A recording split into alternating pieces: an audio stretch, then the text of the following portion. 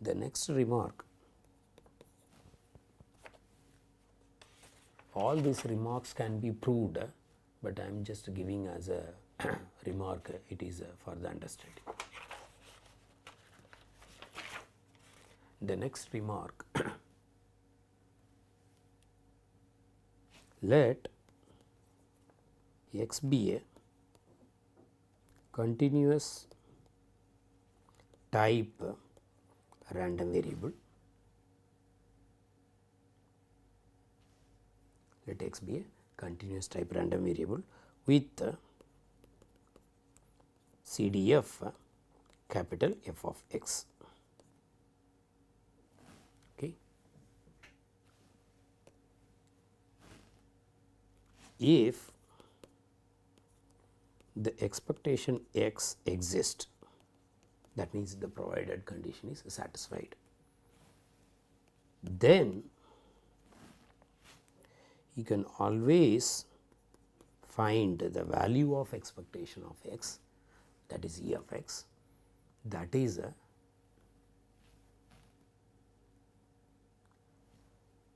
integration 0 to infinity 1 minus f of x dx minus infinity to 0 f of x dx. This is a very important result. Whenever you have a continuous type random variable with the CDF capital F of x and the expectation exists, then you can always find the value with the help of CDF. You do not need the probability density function of that continuous type random variable. From the definition of expectation, when x is a continuous type random variable, if you know the probability density function, if the expectation exists, then E of x is same as minus infinity to infinity x times f of x dx, where that small f of x, that is a probability density function.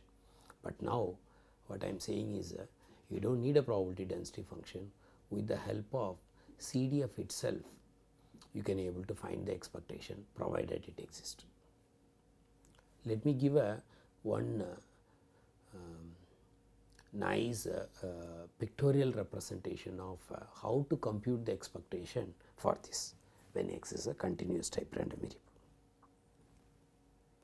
Recall, when x is a continuous type random variable, the CDF is the continuous function in the whole real line from minus infinity to infinity. When x is a continuous type random variable, the CDF of the continuous type random variable is a continuous function in the whole real line minus infinity to plus infinity. Therefore, I am just making a one CDF,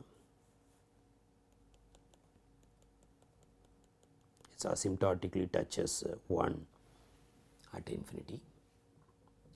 So, this is the CDF of some continuous type random variable. Okay. 0 to infinity 1 minus f of x dx, that is same as area below 1 till f of x between the interval 0 to infinity. So, you can shade. So, this quantity, the shaded quantity, is nothing but the 0 to infinity of 1 minus f of x dx. 1 is a line, f of x, 1 minus f of x, 0 to infinity, that is area between the f of x with the line 1, that shaded area is 0 to infinity 1 minus f of x dx. Next integration minus infinity to 0 f of x dx, that means this part.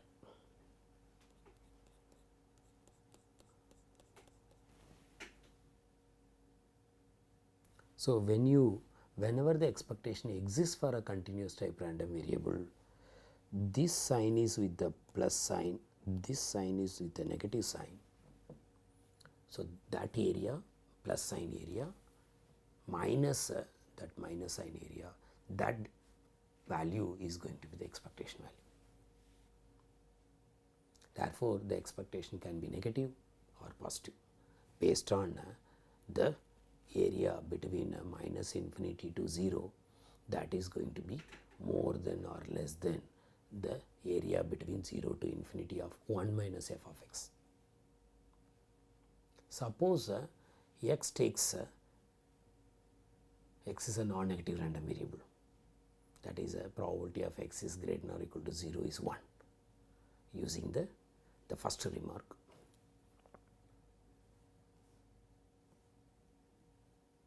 Third remark, sorry. If probability of x is greater than or equal to 0 is 1 and the expectation, if a expectation exists, then the expectation of x is going to be greater than or equal to 0, that you can visualize minus infinity to 0 f of x dx, that quantity is going to be 0 because probability of x is greater than or equal to 0 is 1. Therefore, you will get the positive quantity from the first integration and the second integration values is 0. So, this can be visualized. There is another remark over this remark. I started with the continuous type random variable. You can think of a discrete type random variable also. Suppose it takes only the positive values, then one can make if the expectation exists, then the expectation is the same as in the summation form. Let x be a discrete type random variable with values 0, 1, 2 and so on, with taking values 0, 1, 2 and so on, and e of x exists, then we can find the expectation of x. By the definition, it is k times probability of x equal to k, where k is running from 0 to infinity. By using the previous remark, we can conclude that is same as summation of p of x is greater than k, where k is running from 0 to infinity. By using the previous result, summation k is equal to 0 to infinity, probability of x is greater than k, that is same as k equal to 0 to infinity 1 minus probability of x is less than or equal to k. I want to use a similar logic of 1 minus f of x. So, this is a probability of x is less than or equal to k is nothing but f of random variable x at the point k. So, this is same as e of x is a summation over k is equal to 0 to infinity 1 minus f of x at the point k. So, if you see the previous remarks, when x takes the only the non-negative values, then the second integration vanishes. Therefore, you will get the first one. So, first I give the remarks for the continuous type random variable. For a discrete type random variable, this is going to be expectation of x provided x takes the value 0, 1, 2 and so on. So, this is also very important remarks for the expectation. Now, we will move into the second moment, that is called variance. Let me give the definition. Let x be a random variable with expectation of x that you call it as a mu which exists. I am going to give the notation for e of x, that is mu which exists. The second order moment about the mean, that is nothing but variance is defined as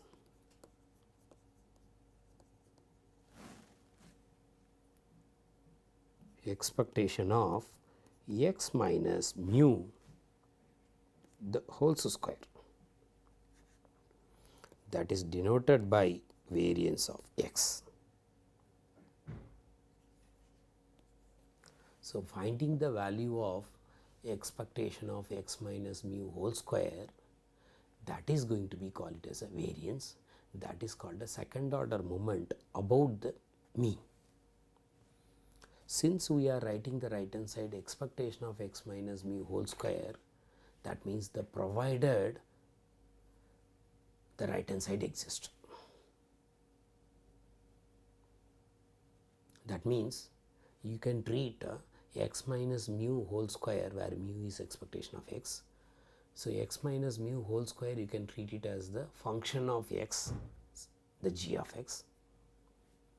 So, right hand side is nothing but expectation of g of x, where g of x is x minus mu whole square.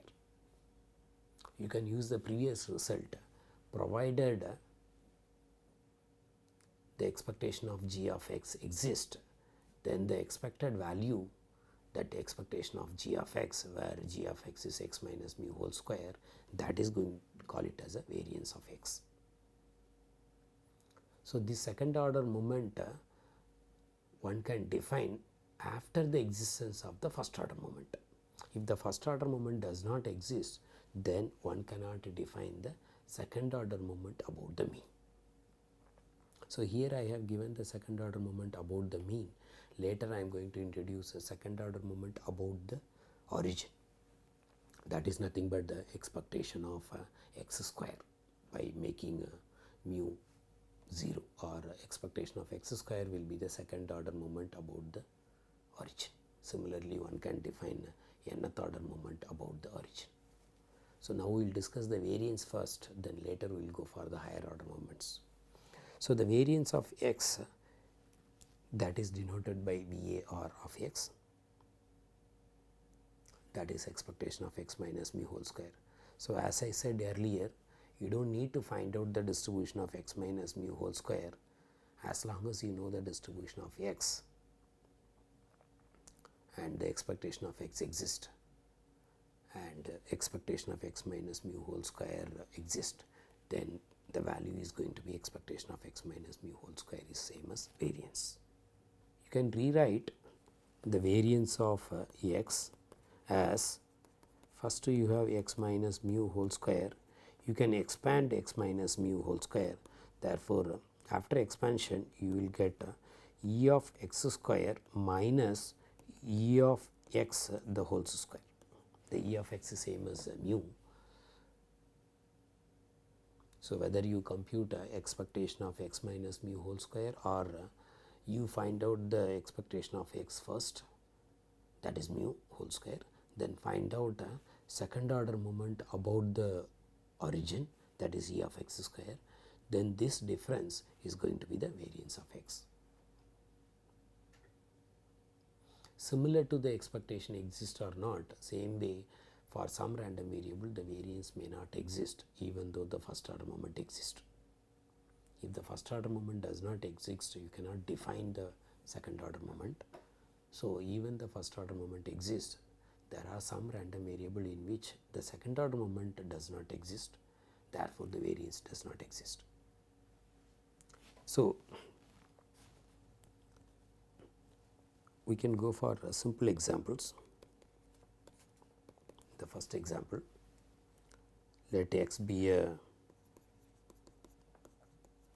continuous type random variable with the probability density function f of x, the same example, 2 times e power minus 2x, where x is lies between 0 to infinity, 0 otherwise. So, how to compute variance of x for this problem is variance of x is same as expectation of x minus mu the whole square, that is same as integration from minus infinity to infinity x minus mu the whole square f of x dx. In this problem the mu is same as expectation of x, which we got it already, that is 1 by 2. Therefore, this is going to be minus infinity to 0, the f of x is 0, therefore, you can directly go for 0 to infinity x minus 1 by 2 the whole square, f of x is 2 times e power minus 2x dx. We are not finding the distribution of x minus mu whole square, then we are finding the expectation. No, we are using a expectation of g of x, which I said it in the remark. So, x minus 1 by 2 whole square probability density function, which is greater than 0 between 0 to infinity, therefore, minus infinity to 0 is vanishes. So, this is same as 0 to infinity of this. If this quantity is going to be finite, then the existence also taken care. Since x takes non-negative values, you are finding this. If you do the simplification, you can get the value, that is 1 by 4. If you do the simplification of this integration, you will get the value 1 by 4. Therefore, for the random variable which is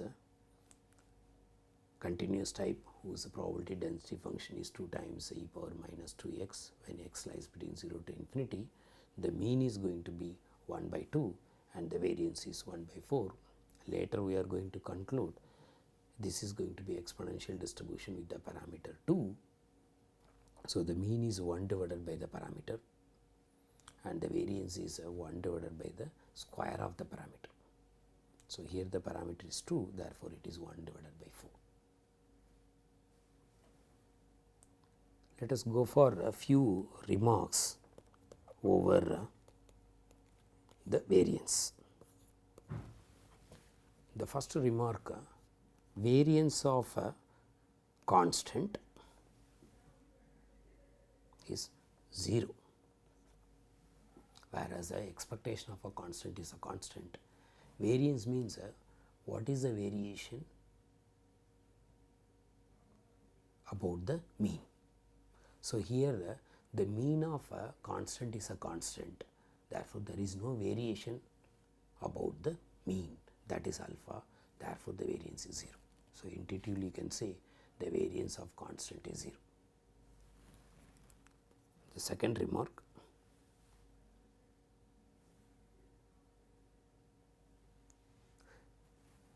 variance of x, if it exists, then that value is always going to be greater than or equal to 0. If the variance exists for a random variable x, then the variance is always greater than or equal to 0. That is, expectation of x minus mu the whole square is always greater than or equal to 0. This you can say by using the remarks on the expectation. You go back when the random variable x, whose probability is p of x is greater than or equal to 0 is 1, then the expectation is going to be greater than or equal to 0. With that logic, x minus mu whole square, whose probability is always probability of x minus mu whole square greater than or equal to 0 is 1, because it is a non-negative random variable. Therefore, the expectation of x minus mu whole square is always going to be greater than or equal to 0, because whether it is a discrete random variable or continuous type random variable, this is nothing but If it is a discrete, it is a summation xi minus mu the whole square, probability of x equal to xi, and the probability mass function is greater or equal to 0. Xi minus mu whole square is a positive quantity. Therefore, if it exists, then the summation is going to be positive. If x is a continuous type random variable, then x minus mu whole square probability density function integration from minus infinity to infinity, again integrand is greater or equal to 0.